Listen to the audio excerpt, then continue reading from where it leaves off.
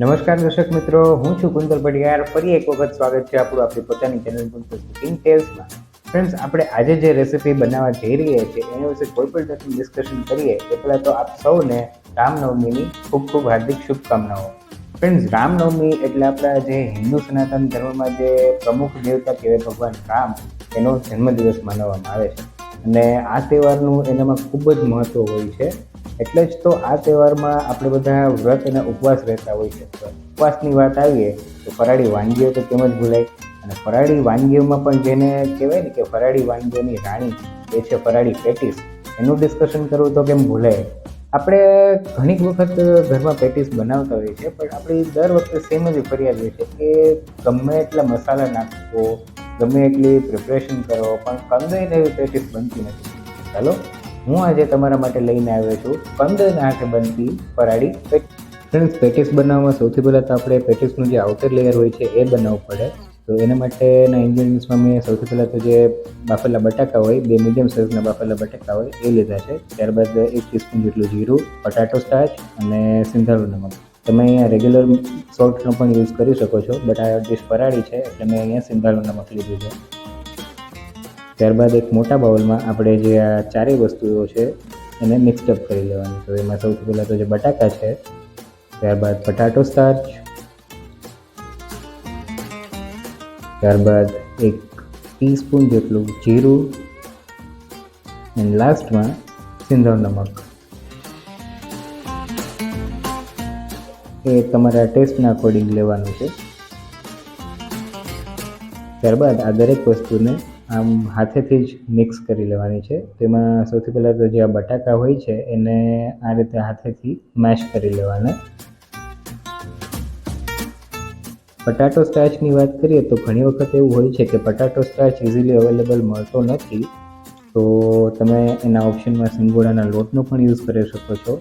Even cornflour પણ use કરી શકાય, બટ આ એક ફરાળી ડિશ છે અને કોર્નફ્લાવરને ફરાળી વસ્તુમાં કન્સિડરાઇઝ નથી થતો. તો કંઈક આ રીતે દરેક વસ્તુ મિક્સ કર્યા બાદ આપણો જે ડો છે પેટીસના આઉટર લેયર માટેનો એ આ રીતે તૈયાર થઈ જશે. પેટીસનો ડો બનાવતી વખતે જે પ્રપોર્શન છે એનું ખાસ ધ્યાન રાખવાનું. મેં અહીંયા 2 મીડિયમ સાઇઝના બાફેલા બટાકા લીધા છે, એની સામે એક આખો બાઉલ જેટલો કોર્નફ્લાવર એડ કરી દેવાનો છે આપણે. તો તમે જ્યારે પણ આ રીતના પેટીસનો ડો બનાવો છો ત્યારે આ વસ્તુનું ધ્યાન રાખવાનું. હવે આપણે સ્ટફિંગ બનાવી લઈએ. સો ફ્રેન્ડ્સ, ફરાળી પેટીસના સ્ટફિંગ માટેના દરેક ઇન્ગ્રેડિયન્ટ્સ અત્યારે આપણી સામે જ છે, તો 1 બાય 1 આપણે એને પણ ઇન્ટ્રોડ્યુસ કરી લઈએ. તો એના ઇન્ગ્રેડિયન્ટ્સમાં સૌથી પહેલાં તમે અહીંયા બાફેલા બટાકા લીધા છે, ઓલમોસ્ટ 2 મીડિયમ સાઇઝના બાફેલા બટાકા છે. ત્યારબાદ શિંગદાણાનો ભૂકો 1/2 કપ જેટલો. ત્યારબાદ મસાલામાં ગરમ મસાલો અને આમચૂર. અને ગરમ મસાલો ટોટલી સ્કીપેબલ છે. ત્યારબાદ કોપરાનું ખમણ, તમે અહીંયા લીલા નારિયેળનું ખમણ પણ લઈ શકો છો. ત્યારબાદ સિંધાવું નમક, ત્યારબાદ ખાંડ, આદુ અને મરચાં, ખમણેલું આદુ અને મરચાંના કટિંગ. ત્યારબાદ દાડમના દાણા, કોથમીર, પુદીનાના પાન, પટાટો સ્ટાર્ચ અને ડ્રાયફ્રૂટ્સ. ડ્રાયફ્રૂટ્સમાં મેં કાજુના ટુકડા, વરિયાળી અને દ્રાક્ષ એડ કરેલા છે. તો ફ્રેન્ડ્સ, હવે આપણે આપણી પેટીસ માટેનું સ્ટફિંગ બનાવવાનું ચાલુ કરીએ. તેના માટે સૌથી પહેલાં તો એક મોટા બાઉલમાં આ બધા ઇન્ગ્રીડિયન્ટ્સ છે, એમાં સૌથી પહેલાં તો બટાકા છે એને આ રીતે હાથેથી મેશ કરીને એડ કરી દેવાના છે. બટાકા એડ થઈ જાય ત્યારબાદ આપણો જે પટાટા સ્ટાર્ચ છે એને એડ કરી દેવાનું, ઓલમોસ્ટ 3/4 કપ જેટલો. ત્યારબાદ શિંગદાણાનો ભૂકો 1/2 કપ જેટલો. ત્યારબાદ આપણા આમચૂર અને ગરમ મસાલો સિંગલ ટીસ્પૂન ઈચ. 1.5 થી 2 ટીસ્પૂન જેટલી ખાંડ. 3/4 કપ જેટલું ટોપરાનું ખમણ. મેં અગાઉ પણ કીધેલું એ પ્રમાણે તમે લીલા નારિયેળનું ખમણ પણ લઈ શકો છો. ત્યારબાદ પુદીનાના પાન જેને આપણે ફાઇનલી ચોપ કરેલા. ત્યારબાદ કોથમીર.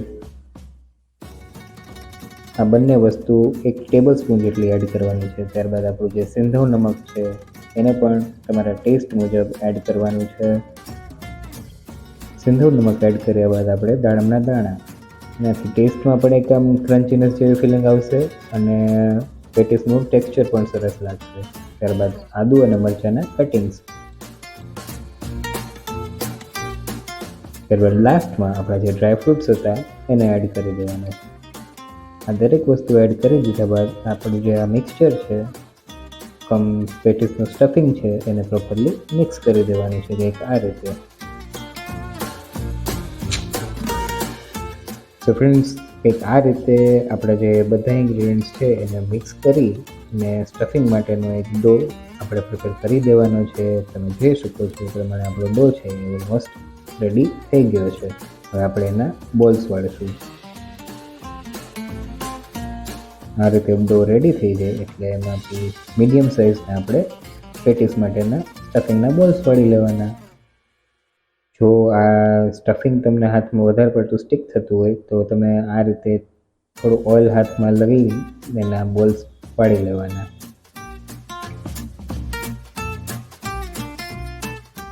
આ રીતે થોડું સ્ટફિંગ હાથમાં લઈ એને રાઉન્ડ કરી અને એના બોલ્સ વાળી લેવાના છે આપણે. મને પેટીસ પર્સનલી થોડીક મોટી સાઇઝની વધારે પ્રિફર કરું છું, તો હું કંઈક થોડાક મોટા બોલ્સ વાળીશ. બાકી જનરલી આમ જોવા જઈએ તો પેટીસના બોલ છે એ થોડી નાની સાઇઝના હોય છે, તો તમે તમારી અનુકૂળતા પ્રમાણે એના બોલ્સ વાળી લેશો. કંઈક આ જ રીતે આપણે બાકીના આપણા બધા બોલ્સ છે એને પણ વાળી લેવાના છે.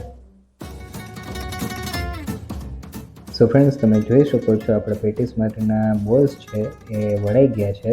કંઈક આ રીતના આપણા પ્રપોર્શન પ્રમાણે 12 થી 13 નંગ જેટલા આપણા બોલ્સ તૈયાર થશે. હવે આપણે પેટીસ છે આપણી છે એને બીડવાની ચાલુ કરી દઈએ. સો ફ્રેન્ડ્સ, હવે આપણે આપણી જે પેટીસ છે એને બીડવાનું ચાલુ કરી દઈએ. તો એના માટે તો આપણો જે ડો છે એમાંથી મીડિયમ સાઇઝના આપણે જે કચોરી અને સમોસામાં જે લુવા લઈએ છીએ એ ટાઈપના લુવા લેવાના છે અને એને હાથેથી જ આ રીતના સ્પ્રેડ કરવાના છે. અહીંયા તમે વેલણ કે કોઈ પણ વસ્તુનો યુઝ નથી કરવાનો. એને હાથેથી જ આ રીતે ઇવનલી આપણા જે સ્ટફિંગ માટેના બોલ્સ છે એને મેચ થાય એ સાઇઝના પાડી લેવાના છે. ત્યારબાદ આપણે જે સ્ટફિંગ છે એને અંદર સ્ટફ કરી આ રીતની પેટીસ વાળી લેવાની છે. છેલ્લે ફાઇનલ ટચ આપવા માટે ફરી એક વખત રાઉન્ડ કરી લેવાનું. કંઈક આ જ રીતે આપણી જે બાકીની બધી પેટીસ છે એને પણ આ રીતના સ્ટફિંગ સ્ટફ કરી અને વાળી લેવાની છે. બની શકે તો આપણી જે દરેક પેટીસ છે એને સેમ સાઇઝની જ રાખવાની ટ્રાય કરવાની, સો દેટ દેખાવામાં પણ સારી લાગે અને તળવામાં પણ સુટેબલ રહે. સો ફ્રેન્ડ્સ, આપણી જે પેટીસ છે એ બીડાઈને કમ્પ્લીટ છે અને બીજી બાજુ આપણું જે તેલ છે તળવા માટેનું પણ એકદમ ગરમ થઈ ગયું છે. હવે આપણે આપણી જે પેટીસ છે એને એકવાર તળી લઈએ. આ રીતે 1 બાય 1 આપણી જે પેટીસ છે એને પેનમાં લેવાની અને એને ફ્રાય કરી લેવાની. આમ તો પેટીસ તળતી વખતે ઘણી ખરી વસ્તુઓનું ધ્યાન રાખવું પડે, જેમ કે પેટીસને ઓલવેઝ તમારે તળવા મૂકો ત્યારે શરૂઆતમાં ઓલવેઝ હાઈ ફ્લેમ પર જ તળવાની. ઠંડા તેલમાં ક્યારેય પેટીસને નથી મૂકવાની, નહીંતર જે પેટીસ છે એમાં વધારે પડતું તેલ ચડી જશે, જે ખાવામાં પણ નહીં સારું લાગે. અને એક વખત તમે પેટીસને તળવા મૂકી દો પછી એને જે ટેમ્પરેચર છે, ગેસની ફ્લેમ છે એને થોડી સ્લો ડાઉન કરી દેવાની અને મીડિયમ ફ્લેમ પર એને તળી લેવાની. તો કંઈક આ જ રીતે આપણી જે બાકીની બધી પેટીસ છે એને પણ તળી લઈશું આપણે.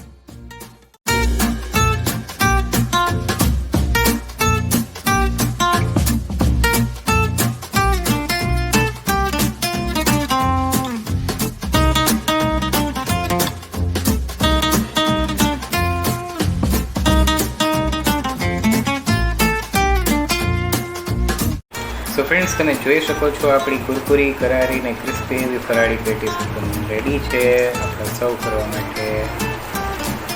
ચલો આપણે હવે એને સર્વ પણ કરી દઈએ.